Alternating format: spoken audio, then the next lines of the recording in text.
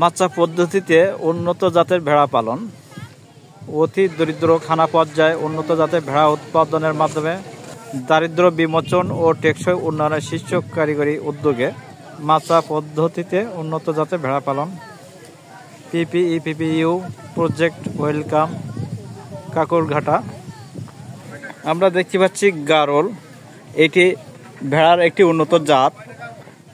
গারলের যে খাদ্য খাওয়ানো হচ্ছে এখানে হচ্ছে খড় এবং ভুসি একসাথে পাইল করে খেতে দেওয়া হয়েছে।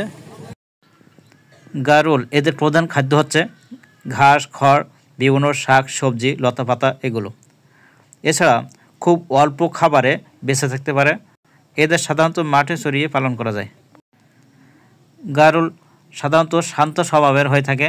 এরা দলবদ্ধভাবে চলাফেরা পছন্দ করে, এজন্য এদেরকে সহজেই নিয়ন্ত্রণ করা যায়।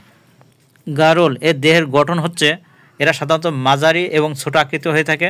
এদের গায়ে প্রচুর পরিমাণে লোম থাকে, মুখ কিছুটা সরু এবং পা ছোট আকৃতি হয়ে থাকে।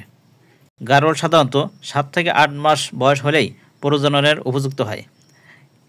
গর্ভকাল 5 মাস। বছরে সাধারণত 1 থেকে 2 বার বাচ্চা দেয় এবং প্রতিবার 2 থেকে 3টা পর্যন্ত বাচ্চা দিয়ে থাকে। গারল এদের রোগ প্রতিরোধ ক্ষমতা।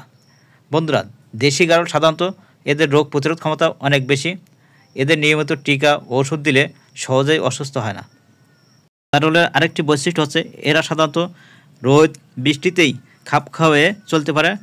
অল্প জায়গায় অনেকগুলো গারল একসাথে পালন করা যায় এবং এদের খাদ্য খরচ অনেক কম। গারলের অর্থনৈতিক গুরুত্ব, এদের মাংস, চামড়া ও পশম বিক্রি করে আয় করা যায়। এছাড়া দ্রুত বংশবৃদ্ধি হওয়ায় লাভ বেশি হয়। বন্ধুরা, গারল পালন করতে যেয়ে যদি কোনো সমস্যায় পড়ে যান তাহলে আপনারা চাইলে আমাদের কাছ থেকে জেনে নিতে পারবেন। তা বন্ধুরা, ভিডিওটি ভালো লেগে থাকলে চ্যানেলটিকে অবশ্যই লাইক করবেন, শেয়ার করবেন এবং সাবস্ক্রাইব করে আমাদের সাথে থাকবেন। যেহেতু আমি কৃষি বিষয়ের ওপর বিভিন্ন ভিডিও দিয়ে থাকি, সেগুলো আপনি সবার আগে দেখতে পারবেন, জানতে পারবেন। তা সকলে ভালো থাকুন, সুস্থ থাকুন। ভিডিওটি আজকের মতন এখানে শেষ করছি। আল্লাহ হাফেজ।